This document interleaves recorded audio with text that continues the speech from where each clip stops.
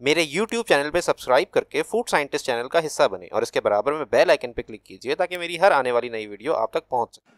अगर कोई मुझसे पूछे कि पाकिस्तानी कुजीन में क्या चीज़ बुरी है तो मैं कहूँगा कि पाकिस्तानी कुजीन में सी फूड का बहुत कम इस्तेमाल होता है। हम लोग मछली बहुत कम खाते हैं।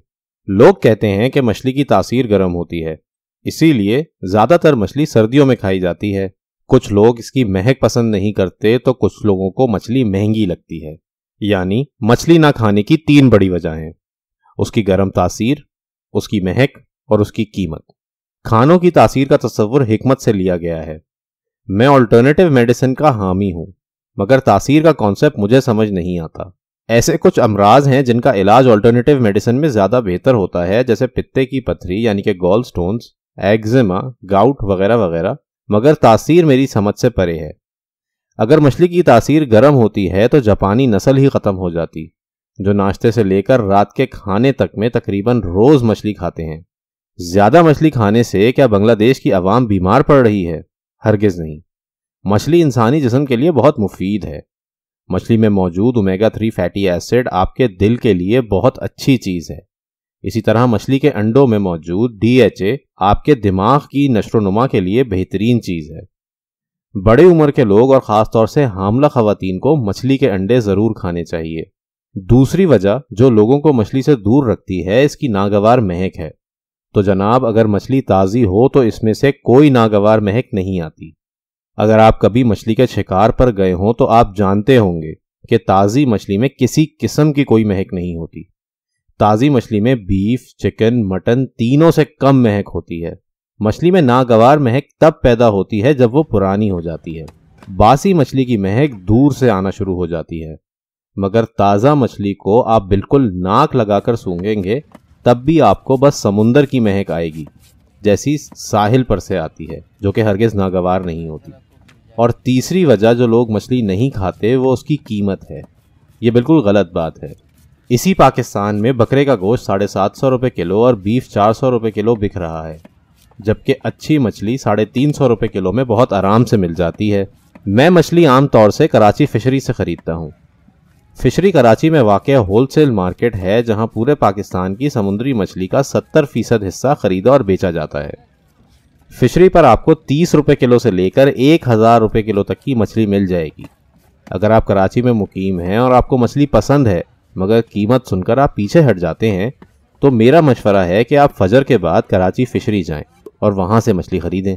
आज मैं जो मछली इस्तेमाल कर रहा हूँ इसको अंग्रेज़ी में ग्रुपर और लोकल ज़बान में गिस्सर या फिर डामा कहते हैं।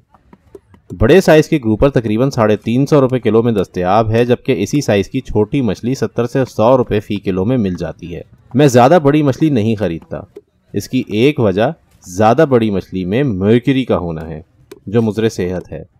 ख़ास तौर से बड़ी प्रेडेटरी फिशेस जैसे कि कुन, सुरमई में मर्क्यूरी काफ़ी ज़्यादा होती है, तो मैं उनसे दूर रहता हूँ। निस्बतन छोटे साइज़ की मछली खाना सेफ है और ये सस्ती भी पड़ती है। आज हम फ्राइड फिश बनाना सीखेंगे। कराची में वैसे तो बहुत सी जगह हैं जहां फ्राइड फिश बनाई जाती है, जैसे कि हसन स्क्वायर के करीब सर्दियों में काफ़ी सारी दुकानें सज जाती हैं। इसी तरह जमशेद रोड पर यादगार फिश हाउस है जहां की मछली काफ़ी मशहूर है।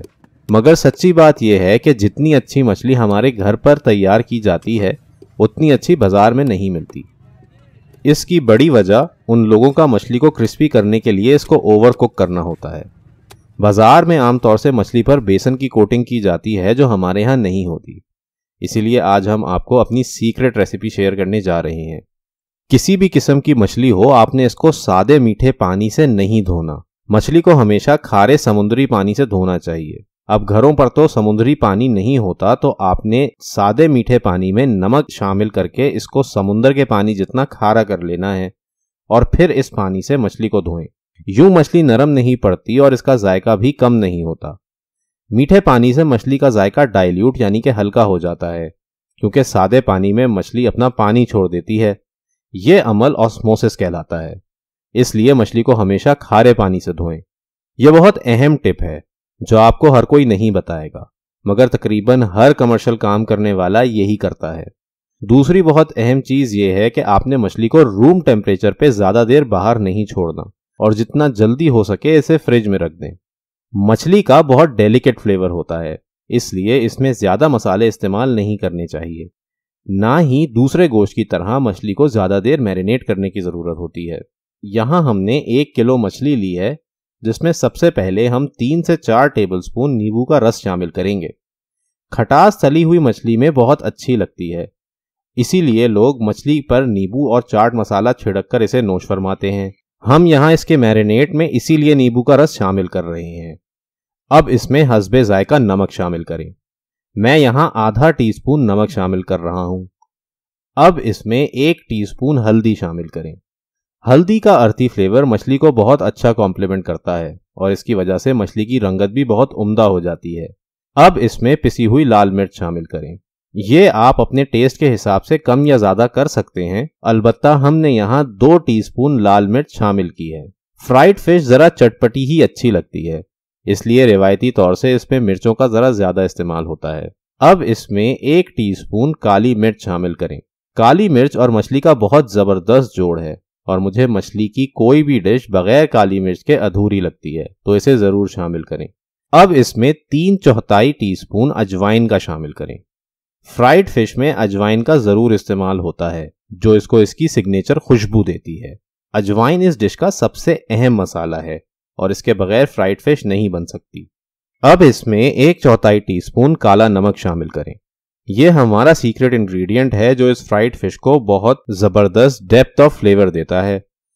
काले नमक में आयरन सल्फाइड और हाइड्रोजन सल्फाइड होता है, जिसकी वजह से इसका फ्लेवर नॉर्मल नमक से बहुत मुख्तलिफ होता है। यह ज़्यादा क्वांटिटी में हरगिज़ इस्तेमाल नहीं करना होता, बस यही मसाले इसमें इस्तेमाल होंगे। कोई अदरक लहसुन का पेस्ट, जीरा, धनिया वगैरह इसमें इस्तेमाल नहीं होता। यूं मछली का बहुत क्लीन फ्लेवर हासिल होता है, मगर काला नमक और अजवाइन की वजह से इसमें एक कॉम्प्लेक्सिटी भी आती है, जिसी की वजह से मैं कहता हूं कि जितनी अच्छी मछली हमारे घर पर तैयार होती है उतनी बाजार में नहीं मिलती। बाजार में आमतौर से बेसन इस मछली में शामिल किया जाता है, मगर हम लोग बेसन नहीं बल्कि उसकी जगह चावल का आटा इस्तेमाल करते हैं। यहाँ हम 3 टेबलस्पून चावल का आटा इस्तेमाल कर रहे हैं। ये मछली और मसाले को कोट भी करेगा, जिसकी वजह से मसाला जलेगा नहीं और इसका जायका भी बेसन से ज्यादा न्यूट्रल होता है, जिसकी वजह से ये मसालों और मछली के मजे को बिठाता नहीं है। अच्छा, चावल के आटे को फूलने में जरा वक्त लगता है, इसलिए मसाला लगा लेने के बाद आपने इस मछली को फ्रिज में 1 से 2 घंटे के लिए छोड़ देना है। क्योंकि इस मसाले में नमक है तो इस दौरान मछली अपना पानी छोड़ेगी, जिसकी वजह से चावल का आटा फूल जाएगा। मछली सरसों के तेल में बहुत अच्छी फ्राई होती है, तो मैंने यहाँ सरसों के तेल को गर्म कर लिया है। ना तेल बहुत तेज गर्म है और ना ही बहुत हल्का गर्म है। मीडियम हीट पर जब तेल गर्म हो जाए तो इसमें मछली शामिल कर दें। जो गलती मुझे आम तौर से देखने को मिलती है वो मछली को ओवर कुक करने की होती है।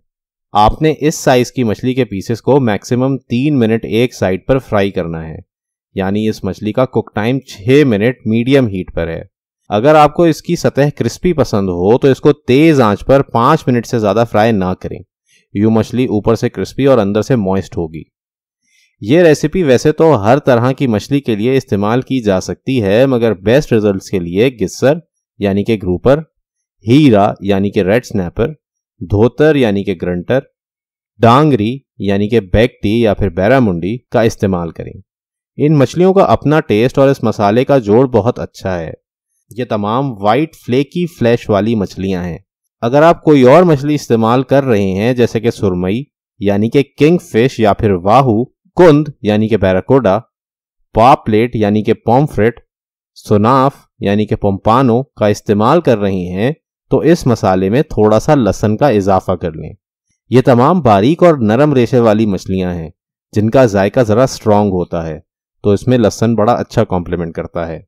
फ़बिअय्यि आलाइ रब्बिकुमा तुकज़्ज़िबान, और तुम अपने रब की कौन कौन सी नेमतों को झुटलाओगे।